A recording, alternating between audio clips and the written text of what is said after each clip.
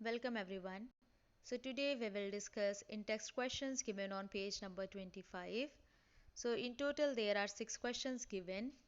All these questions they are very easy and you must be able to do it by yourself. But still if you feel any confusion in any of these questions, then today we are discussing it and you will be able to write it afterwards. Question number 1 is, why do HCl, HNO3, etc. show acidic characters in aqueous solutions while solutions of compounds like alcohol and glucose do not show acidic character? This we have already discussed in one of the activity given. The reason is that if we are preparing aqueous solution of HCl and HNO3, if we are adding HCl and HNO3 in water, then they are dissociating into their constituent ions and they are releasing hydrogen ion or hydronium ion, which is responsible for the compound to show acidic character. Whereas if you are dissolving glucose and alcohol in water, if you are preparing aqueous solution of glucose and alcohol, then they are not dissociating into their constituent ions and they are not releasing any hydrogen or hydronium ion, and that is the reason they are not showing acidic character. Question number 2 is, why does an aqueous solution of an acid conduct electricity?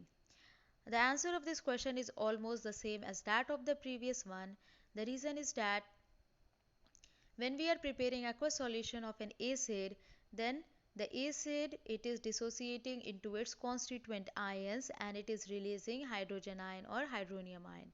So as in aqueous solution of acid, ions are present, sufficient ions are present, and that is why it is able to conduct electricity.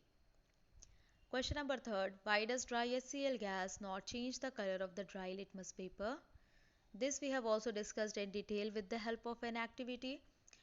So if you are having dry HCl gas, that means it is not containing any water molecule, and if you are also having a dry litmus paper, it is also not having any water molecule. It is also not containing any water molecule. So what happens when dry HCl gas it is coming in contact with dry litmus paper, then as there is no water molecule present, it is not dissociating into its constituent ions, it is not releasing any hydrogen or hydronium ion, which is responsible for the compound to show acidic nature. And as hydrogen or hydronium ions are not releasing, that is why we do not observe any change in the color of litmus paper. Why diluting an acid?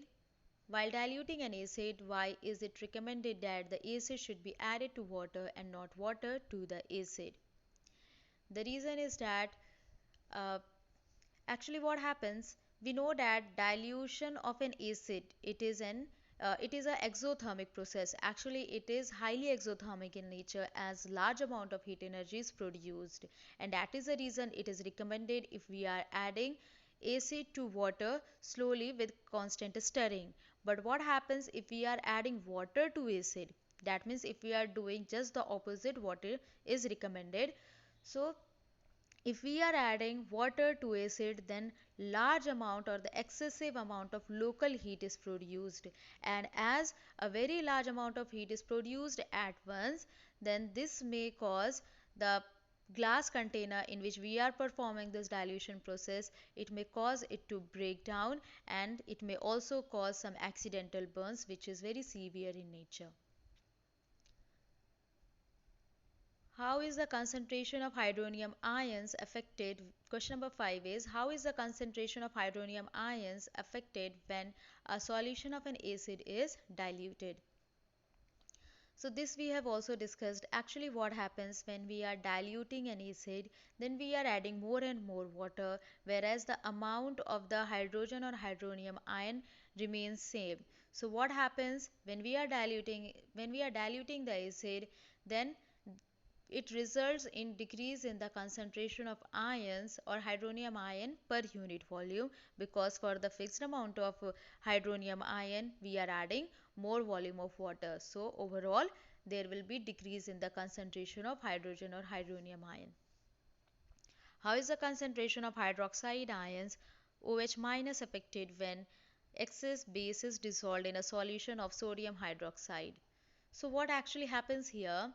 If you are preparing aqueous solution of sodium hydroxide, that means if you are Adding sodium hydroxide in water, it is also dissociating into its constituent ions, which are sodium ion and hydroxide ion.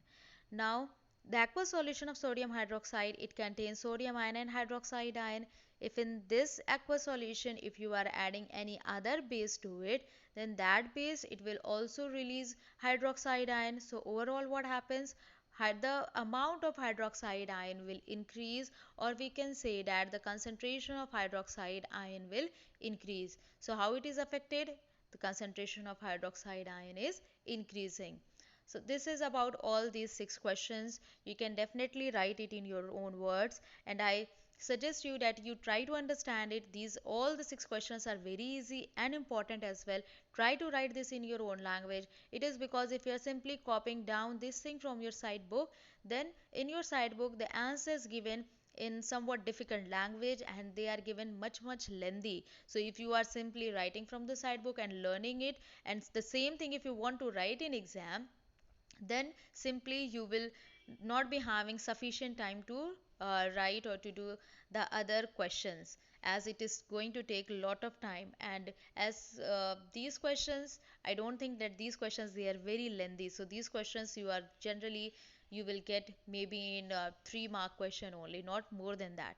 So that is why you try to write in your own language. Once you will write in your own language, it will be very easy for you to learn it and remember it also. If you want, definitely you can take help from your side book, but you just try to write in your own language.